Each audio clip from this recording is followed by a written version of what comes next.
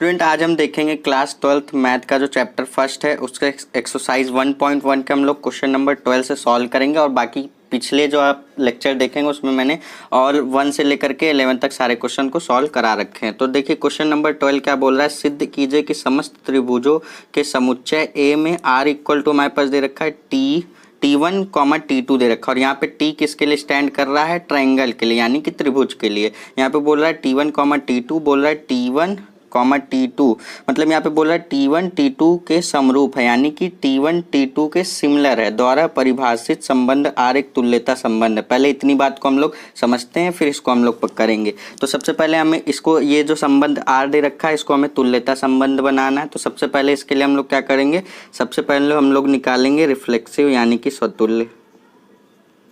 तो स्वतुल्य निकालते हैं, इसके लिए हम लोग क्या करेंगे, माना यहाँ पे हम लोग एक ही चीज़ लेते हैं। अब लेक्चर में आप यहाँ तक आ गए हैं तो आपको पता ही होगा कि रिफ्लेक्सिव क्या होता है, सिमेट्रिक क्या होता है और ट्रांजिटिव क्या होता है। T1 एक ही एलिमेंट की बात करते हैं तो अब यहाँ पे हम लोग लिखेंगे जब आपका T1, T2 आर में बिलोंग कर रहा है तब कहा जा रहा है T1 T2 के क्या है, समरूप है। तो यहाँ से हम लोग लिख सकते हैं T1 के क्या है, समरूप है। यहाँ पे सिर्फ और सिर्फ एक ही की बात करेंगे तो यहाँ पे ये लिख दिया। तो इस केस में हम लोग कह देंगे T1, T1 belongs to R, तब आपका R क्या हो जाएगा, R स्वतुल्य है। अब सेकेंड चीज़ हम लोग क्या निकालेंगे, सेकेंड चीज़ हम लोग निकालेंगे सममित। सममित निकालते हैं तो इसमें हम लोग क्या करते हैं, दो एलिमेंट की बात करते हैं। तो यहाँ पे लिखेंगे माना T1, T2 एक सेट है A जिसमें बिलोंग कर रहे हैं। तो यहाँ से हम लोग क्या करेंगे, यहाँ से हम लोग लेकर चलेंगे T1, T2। ये देखिए सिमेट्री की क्या कंडीशन है, T1, T2 अगर R में बिलोंग कर रहा है तो इसका उल्टा T2, T1 भी R में बिलोंग करना चाहिए। तो कहा जा रहा है कि जब T1, T2 R में बिलोंग कर रहा है तब कहा जा रहा है T1 T2 के समरूप है। तो यहाँ से हम लोग लिखेंगे तब T1 T2 के समरूप यानी कि सिमिलर है, समरूप है। ठीक, तो यहाँ से हम लोग ये भी तो कह सकते हैं, यहाँ से हम लोग कह सकते हैं जब T1 T2 के समरूप है तो हम कह सकते हैं T2 T1 के समरूप है। दोनों कंडीशन में बात एक ही है, समरूप है। तो दोनों कंडीशन में बात एक ही है। तो T1, T2 लेकर चले थे, हमारे पास आ गया T2, T1 जो कि R में बिलोंग करेगा। तब यहाँ पे R आपका क्या हो जाएगा, सममित है। हमें तुल्यता संबंध बताना है यानी कि हमें तीनों कंडीशन को दिखाना पड़ेगा। उसके बाद हम लोग देखेंगे संक्रामक यानी कि ट्रांजिटिव। तो यहाँ से हम लोग क्या करते हैं, यहाँ पे हम लोग तीन एलिमेंट की बात करते हैं। तो यहाँ से हम लोग लिख लेंगे T1, T2, T3 एक सेट है A जिसमें बिलोंग कर रहे हैं। तो हम सभी जानते हैं अगर T1, T2 R में बिलोंग करे एंड यानी कि और T2, T3 R में बिलोंग करे तब हमें क्या करना पड़ता है, तब T1, T3 R में बिलोंग करना चाहिए, प्रूफ करना पड़ेगा। तो कहा जा रहा है जब T1, T2 R में बिलोंग कर रहा है तब कहा जा रहा है T1 T2 के क्या है, T2 के समरूप है, समरूप है। यहाँ पे और वाला देखिए, अब और यहाँ से लिखेंगे और उसी तरीके से जब T2, T3 और R में बिलोंग करेगा तब हम कह देंगे T2 T3 के क्या है, T3 के समरूप है। ये कंडीशन हो गया। अब जब ये T1 बराबर T2 के बराबर T3 है तो पहले कंडीशन में हमने कहा T1, T2 एक दूसरे के समरूप है, दूसरे कंडीशन में कहा T2, T3 एक दूसरे के समरूप है। थर्ड कंडीशन में हम लोग कहेंगे क्या, थर्ड कंडीशन में हम लोग कह देंगे T1 T3 के क्या है, समरूप है। तो हमारा देखिए ये आ गया। तब इस कंडीशन में हम लोग क्या कह देंगे, इस कंडीशन में कह देंगे T1 T3 belongs to R। इस कंडीशन में R आपका क्या हो जाएगा, संक्रामक है।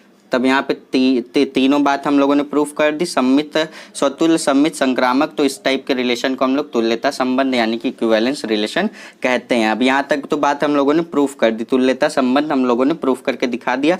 सो स्टूडेंट यहाँ पे देखिए थोड़ा सा यहाँ पे कन्फ्यूजन क्या होगी आपको कि यहाँ पे ये जो क्वेश्चन मैंने लिख रखा है यहाँ तक तो पूरा मैंने लिख रखा है, बाकी यहाँ से जो पार्ट आपका स्टार्ट होता है इसको मैंने थोड़ा ही लिख रखा है। तो मैं क्या करूँगा, NCERT की जो बुक है उसका मैं आपको स्क्रीनशॉट यहाँ पे स्क्रीन पर दिखा दे रहा हूँ। देखिए क्वेश्चन में यहाँ आपका यही लिखा है, तो आप यहाँ से मैच कर लीजिए। तो इस बात को हम लोग देखिए समझते हैं यहाँ से। तो यहाँ से देखिए पूरा क्वेश्चन मैं आपको पढ़ के बता देता हूँ, क्वेश्चन मैंने लिखा तो नहीं है जल्दबाजी में। तो यहाँ से लिखा है, बोला जा रहा है कि मतलब आप तुल्यता संबंध जब प्रूफ कर दिए तो उसके बाद बोला जा रहा है भुजाओं 3,4 वाले यहाँ पे बोला है समकोण त्रिभुज T1 और भुजाओं 3,5 मतलब 5,12, 13 वाले समकोण त्रिभुज और यहाँ पे बोल रहा है T2 तथा त्रिभुज 3, 8, 10 वाले समकोण त्रिभुज T3 पर विचार कीजिए। और यहाँ पे बोल रहा है, यहाँ पे मैंने जो लिख रखा है यहाँ पे T1, T2, T3 में से कौन सा त्रिभुज परस्पर संबंधित है, ये बात हो गई। तो T1 में क्या क्या बोला जा रहा है, T1 में है आपके पास 3,4, 5। उसी तरीके से T2 में क्या क्या दे रखा है आपके पास, T2 में दे रखा है आपके पास 5, 12, 13 दे रखा है। उसी तरीके से T3 में आप देखेंगे तो T3 में आपके पास 6, 8, 10 दे रखा है। ठीक, तो यहाँ पे T1 को उठाइए और T3 को उठाइए। ठीक, डिवाइड करिए दोनों को। T1 में आपके पास 3 तो 3 डिवाइडेड बाई 6, उसी तरीके से इक्वल टू, अब यहाँ पे 4 और 8 है तो 4 डिवाइडेड बाई 8 इक्वल टू 5 है और 10 है तो 5 डिवाइडेड बाई 10। अब इन सभी का रेशियो तो जो देखेंगे आप, इसको कट करिए तो ये भी 1/2 आ रहा है, इसको कट करिए तो ये भी 1/2 आ रहा है, सबका रेशियो क्या आ रहा है, सेम आ रहा है। तो इस कंडीशन में हम लोग क्या कह देंगे, इस कंडीशन में कह देंगे T1, T3, ये देखो T3 का एलिमेंट लिया और T1 का लिया, T2 से मतलब ही नहीं, तो यहाँ पे लिखेंगे T1 T3 से परस्पर संबंधित है। तो ये हमारा हो जाता है क्वेश्चन नंबर 12 यहाँ पे कंप्लीट। अब हम लोग चलेंगे क्वेश्चन नंबर 13 की तरफ। यहाँ पे देखिए क्वेश्चन नंबर 12 जो स्टार्टिंग में मैंने थोड़ा सा नहीं लिखा है उसके लिए माफ़ी चाहता हूँ, प्लस मैंने स्क्रीनशॉट लगा दिया। आप अगर NCERT बुक लेकर बैठेंगे तो आपको लेक्चर ज़्यादा अच्छे से समझ में आएगा। अब चलते हैं हम लोग नेक्स्ट क्वेश्चन की तरफ। सो स्टूडेंट यहाँ पे देखिए क्वेश्चन नंबर 13 क्या बोल रहा है, सिद्ध कीजिए कि समस्त यहाँ पे बहुभुजाओं के समुच्चय A में R इक्वल टू दे रखा है P1, P2 और यहाँ पे बोल रहा है P1 तथा P2 यहाँ पे भुजाओं की संख्या समान है। ठीक है, मतलब P1 तथा P2 के भुजाओं की संख्या क्या है, समान है। प्रकार से परिभाषित संबंध R एक तुल्यता संबंध है। यहाँ तक तो तुल्यता संबंध पहले हम लोग प्रूफ कर लेते हैं। तो सबसे पहले हम लोग क्या निकालेंगे, सबसे पहले हम लोग निकालेंगे स्वतुल्य। स्वतुल्य के लिए हम सभी जानते हैं हमें सिर्फ और सिर्फ एक ही एलिमेंट लेना पड़ता है। तो यहाँ से P1 या P2 में से हम लोग किसी एक की बात करेंगे। तो यहाँ पे लिख देंगे P1 एक सेट है A जिसमें बिलोंग कर रहा है। जब कहा जा रहा है जब आपका P1, P2 R में बिलोंग करेगा तब कहा जा रहा है P1 तथा P2 की भुजाओं की संख्या बराबर है। लेकिन जब किसी एक की ही बात की जाएगी तो यहाँ से हम लोग लिख देंगे P1 तथा P1, किसी एक की ही बात कर रहे हैं कि भुजाओं की संख्या समान है, ये हम लोगों ने लिख दिया। तो यहाँ से हम लोग क्या लिख देंगे, यहाँ से लिख देंगे P1, P1 belongs to R, तब आपका R क्या हो जाएगा, स्वतुल्य है, स्वतुल्य है। अब दूसरा कंडीशन हम लोग क्या देखते हैं, सममित देखते हैं। तो सममित देखेंगे तो यहाँ से सममित के लिए हम सभी जानते हैं इसमें दो एलिमेंट लेने पड़ते हैं। तो यहाँ से हम लोग लिखेंगे P1, P2 एक सेट है A जिसमें आपका बिलोंग कर रहे हैं। ठीक, तो यहाँ से हम लोग लिखेंगे जब आपका P1, P2 R में बिलोंग करे तो इसका उल्टा P2, P1 भी R में बिलोंग करना चाहिए। कहा जा रहा है जब P1 P2 में बिलोंग कर रहा है, P1, P2 R में बिलोंग करेगा तब कहा जा रहा है P1 तथा P2 के भुजाओं की संख्या समान हो। तो यहाँ से लिखेंगे P1 तथा P2 की भुजाओं की संख्या समान है। तो दूसरी बात में हम लोग क्या कह सकते हैं, यहाँ से हम लोग कह सकते हैं P2 तथा, जब P1 और P2 बराबर है तो P2 और P1 भी तो बराबर होगा। तो यहाँ से लिखेंगे P2 तथा P1 की भुजाओं की संख्या, पूरा सेंटेंस लिख लीजिएगा, समान है, ये हमारा हो जाएगा। तो इस कंडीशन में हम लोग क्या कह देंगे P2, P1 भी R में बिलोंग कर रहा है, तब आपका R क्या हो जाएगा, सममित है, यानी कि आपका सिमेट्रिक है। तो थर्ड कंडीशन हम लोग देखते हैं संक्रामक देखेंगे। तो इसके लिए हमें क्या करना पड़ता है, इसमें तीन एलिमेंट लेते हैं। तो मानेंगे P1 P2 P3 जो कि R में मतलब एक एक सेट है A उसमें बिलोंग करेगा। तो हम यहाँ से लिखेंगे P1 P2 जब बिलोंग करेगा R में और P2 P3 बिलोंग करेगा R में, तब हमें प्रूफ करना है कि P1 P3 भी R में बिलोंग करना चाहिए। तो कहा जा रहा है जब P1 P2 R में बिलोंग कर रहा है तब कहा जा रहा है P1 तथा P2 की भुजाओं की संख्या समान है। उसी तरीके से और करके हम लोग लिख सकते हैं। और जब देखो जब आपका P2 P3 R में बिलोंग करेगा तब हम यहाँ से कह देंगे, यहाँ से कह सकते हैं P2 तथा P3 की भुजाओं की संख्या समान होगी। ये पूरा सेंटेंस आप लिख लीजिएगा। कहा जा रहा है जब P1 बराबर है P2 के बराबर है P3 के, तो पहले कंडीशन में हमने कहा P1 तथा P2 के भुजाओं की संख्या बराबर है। दूसरे कंडीशन में हमने कहा P2 P3 के भुजाओं की संख्या बराबर। तो थर्ड कंडीशन बची क्या? थर्ड कंडीशन में हम लोग यही कहेंगे कि P1 P3 के भुजाओं की संख्या क्या है? P1 P3 के भुजाओं की संख्या क्या है? समान है। ये सेंटेंस पूरा आप लिख लीजिएगा। तो इस कंडीशन में हम लोग क्या कह देंगे कि P1 P3 belongs to R, तब R आपका क्या हो जाएगा? सममित है। तो इसी तरीके से हम लोगों ने तीनों प्रूफ कर दिया। तो इस कंडीशन में ये हमारा तुल्यता संबंध हो गया। अब यहाँ पे जो बाकी की लाइनें बची थी उसको हम लोग पढ़ते हैं। यहाँ पे बोल रहा है 3, 4, 5 लंबाई की भुजाओं वाले समकोण त्रिभुज से संबंधित समुच्चय A के सभी अवयवों के समुच्चय ज्ञात कीजिए। ठीक है, तो देखो इसको मैं यहीं पे अगर समझाना चाहूँ तो बहुत ही छोटा सा ये क्वेश्चन है, इसको मैं ईजिली यहाँ पे समझा सकता हूँ। यहाँ पे देखिए क्या बोल रहा है, यहाँ पे हमें समकोण त्रिभुज बनाना है। समकोण त्रिभुज का मतलब ऐसा इस तरीके से जिनकी सारी क्या हो, भुजाएं आपकी क्या हो, बराबर हो। पहले पे हम लोगों को क्या करना है, ऐसे आप 3 रख दीजिए। 3, 4, 5 की बात कर रही है। बस इतना सा ट्रायंगल आपको बना करके दिखा देना। इतने बड़े सेंटेंस का मतलब सिर्फ और सिर्फ आपको इतना ही प्रूफ करके समकोण त्रिभुज बना करके उसके कौन कौन से पॉइंट है उसको आपको दिखा देना। तो यह क्वेश्चन हो जाता है हमारा यहाँ पे कंप्लीट स्टूडेंट। यह देखिए हम लोगों ने क्वेश्चन नंबर कौन सा सॉल्व किया, क्वेश्चन नंबर 13 सॉल्व किया। अब हम लोग चलेंगे क्वेश्चन नंबर 14 की तरफ।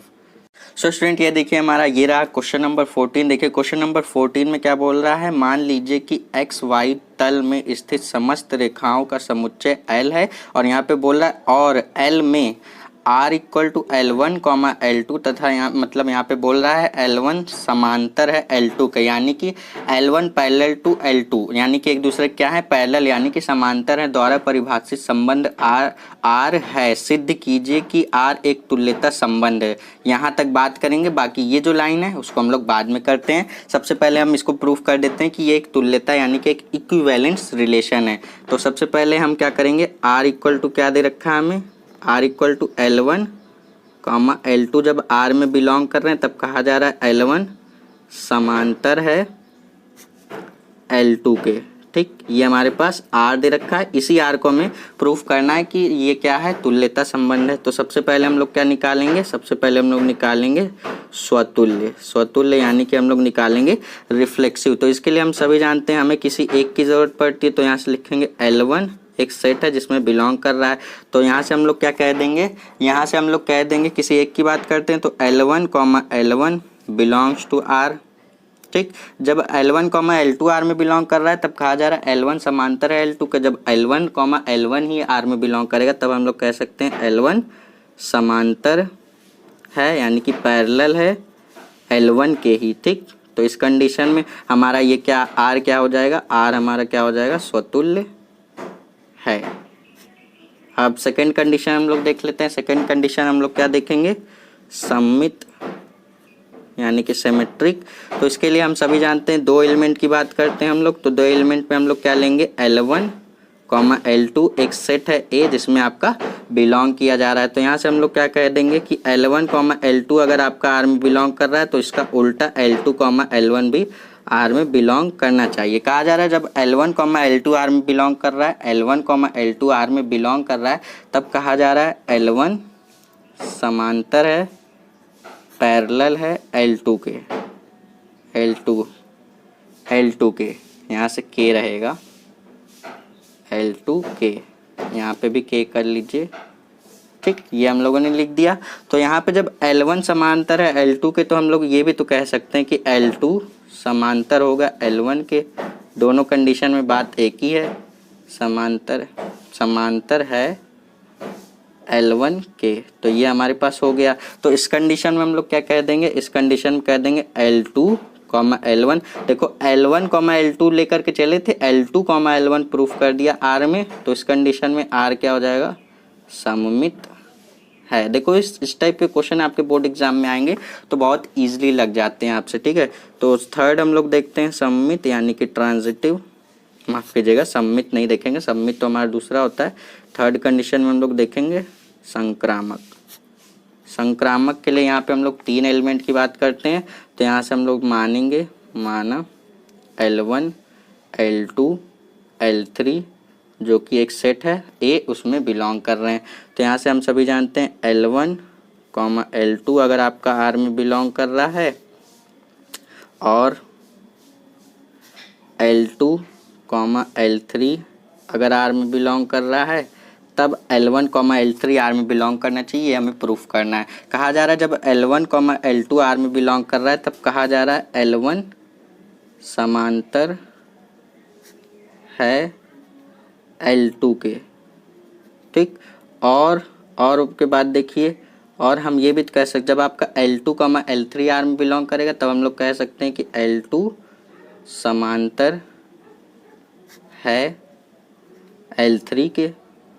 अब आप ही बताइए, जब आपका L1 बराबर होगा L2 के बराबर होगा L3 के, तो पहले कंडीशन में हमने कहा L1 L2 के क्या है, समांतर है। ठीक, दूसरे कंडीशन में कहा L2 L3 के समांतर है। थर्ड कंडीशन यही तो बची कि L1, थर्ड कंडीशन यही बची, L1 समांतर है L3 के। ठीक, तो इस कंडीशन में हम लोग कह देंगे L1, L3 belongs to R। यही हमें प्रूफ करना था। ये दोनों लेकर चले थे और इसको मैंने प्रूफ कर दिया। तो इस कंडीशन में R आपका संक्रामक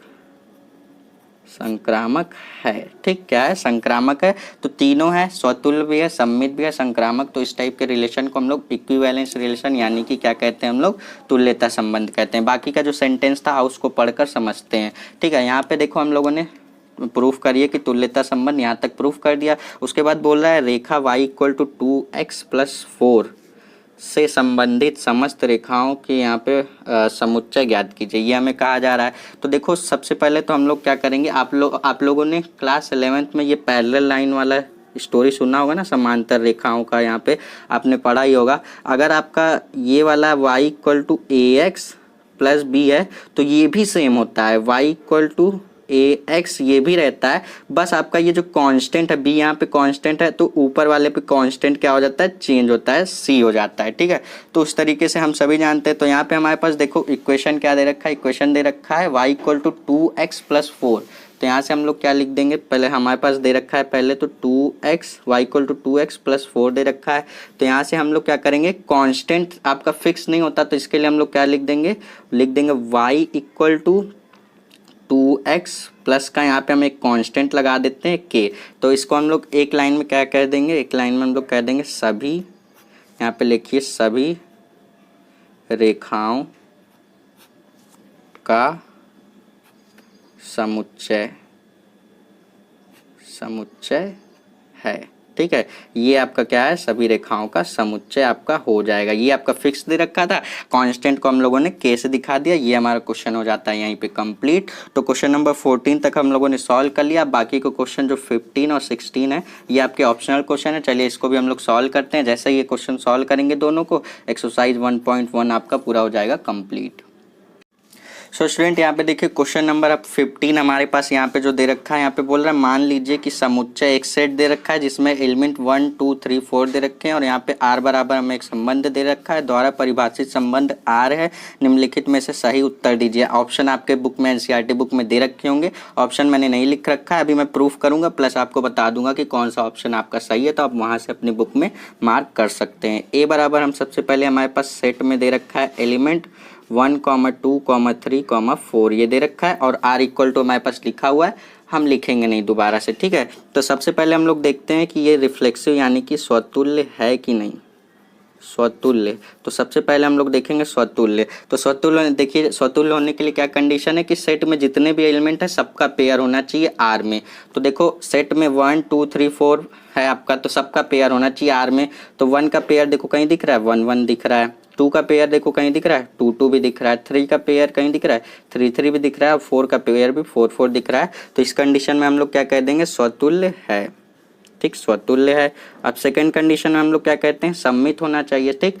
तो देखो स्वतुल्य होने के लिए कंडीशन हम सभी जानते हैं कि अगर आपका 1, 3 आर में बिलोंग कर रहा है तो 3, 1 भी आर में बिलोंग करने चाहिए। जैसे 3, 2 आर में बिलोंग कर रहा है तो 2, 3 भी आर में बिलोंग करने चाहिए। 2, 3 कहीं दिख रहा है क्या, नहीं दिख रहा है, तो इस कंडीशन में आपका क्या है, सममित नहीं है, ठीक, तो सममित नहीं है। अब थर्ड कंडीशन हम लोग क्या देखते हैं, संक्रामक। संक्रामक देखते हैं, पहले डाल लेते हैं हेडिंग संक्रामक। तो संक्रामक के लिए हम क्या करेंगे, इसमें से आर में से 2 ठो उठाइए कोई एग्जाम्पल, तो 2 एग्जाम्पल में से हम लोग क्या करेंगे, जैसे इसको उठा लेते हैं और इसको उठा लेते हैं, जिसका बी भी सेम हो उसी को हमें उठाना है। तो 1, 2 पहले तो उठा लिया और 2, 2 उठा लिया, ऐसे आप सबका करके देख सकते हैं। इसको मैंने ए, इसको बी, देखो बी भी सेम है और इसको सी मान लिया।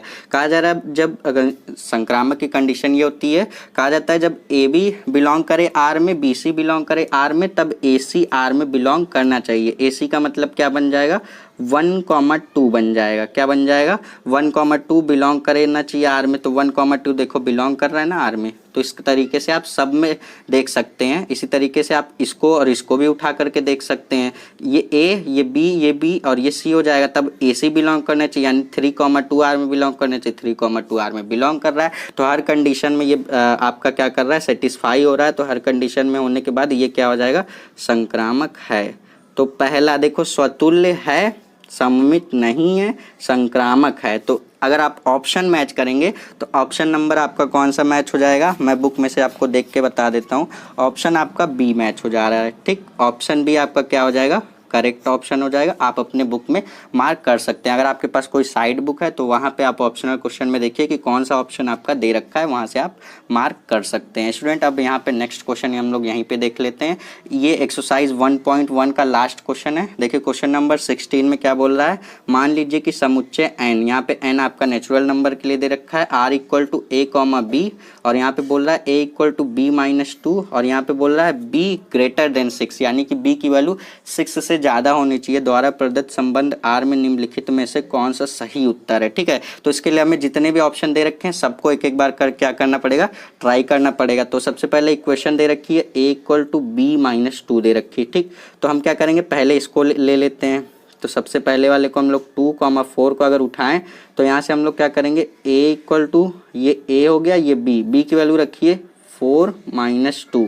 तो यहाँ से a इक्वल टू कितना आ जा रहा है आपके पास, 2 आ जा रहा है, ठीक। a की वैल्यू तो 2 है, ये ठीक है, लेकिन कहा जा रहा है b की वैल्यू आपके पास यहाँ से क्या आ रही है, b की वैल्यू यहाँ से 4 निकल के आ रही है, लेकिन कहा जा रहा है कि b की वैल्यू आपकी 6 से ज़्यादा होनी चाहिए। तो ये तो गलत हो गया, ये ऑप्शन आपका गलत हो गया। अब उसी तरीके से इसको उठा के देखिए, अगर हम 3, 8 को उठाते हैं तो यहाँ से हम लोग लिखेंगे a इक्वल टू बी के प्लेस पे आपको 8 रखना है, ये a हो गया, ये b हो गया, b के प्लेस पे 8 रखिए, 8-2, a इक्वल टू आ गया 6, ठीक। देखो a इक्वल टू होना चाहिए था 3, लेकिन आ गया 6, तो ये ऑप्शन भी आपका गलत हो गया। अब हम लोग क्या उठाते हैं, अब तीसरा ऑप्शन में 6, 8 है, इसको उठाते हैं। तो ये a हो गया, ये b हो गया, हमारे पास इक्वेशन दे रखी है a इक्वल टू b-2।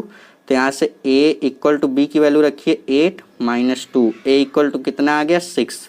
देखो ध्यान से देखो, a इक्वल टू 6 यहाँ पे ये दे रखा है, और प्लस यहाँ पे देखो b की वैल्यू कितनी है, b की वैल्यू 8 आई है, b की वैल्यू कितनी आ रही है, 8 आ रही है। तो इस कंडीशन में b की वैल्यू क्या है, 6 से ज़्यादा है। तो ऑप्शन नंबर सी आपका सही हो जाएगा, ऑप्शन नंबर डी भी गलत हो जाएगा आपका, ठीक है। आप ट्राई करके देख सकते हैं। सो स्टूडेंट, एक्सरसाइज 1.1 का ये लास्ट क्वेश्चन था। हम लोगों ने सारे क्वेश्चन को सॉल्व कर लिया। अब हम लोग नेक्स्ट वीडियो में क्या करेंगे, एक्सरसाइज 1.2 के क्वेश्चन को सॉल्व करेंगे। आई होप कि एक्सरसाइज 1.1 के जितने भी क्वेश्चन थे आपको सारे समझ में आए होंगे। अब नेक्स्ट वीडियो में हम लोग देखेंगे एक्सरसाइज 1.2 के क्वेश्चन को। स्टूडेंट, मिलेंगे नेक्स्ट वीडियो में, तब तक के लिए पढ़ते रहिए। All the best.